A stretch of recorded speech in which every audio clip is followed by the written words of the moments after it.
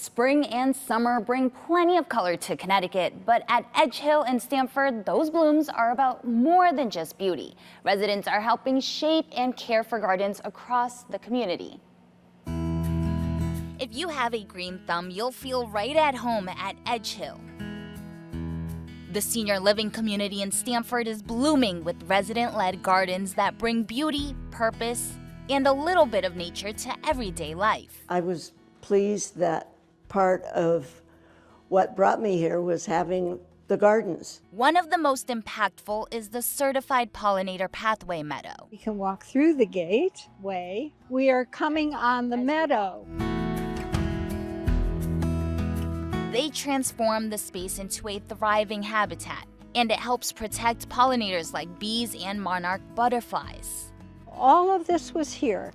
It just needed the air and the light and the chance to grow. The 22-acre campus is connected by walking paths that wind through the gardens. So this is all now growing in. Our next stop, the Koi Pond Garden, a peaceful retreat to relax.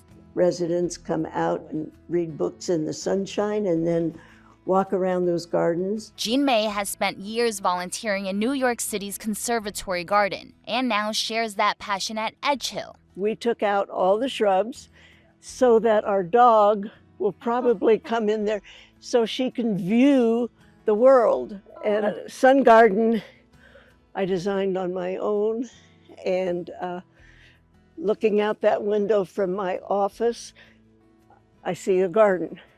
The South Wing Gardens offer a mix of sun and shade, while the rooftop garden provides residents another place to gather. These are echinaceas coming. We have various phlox that are coming.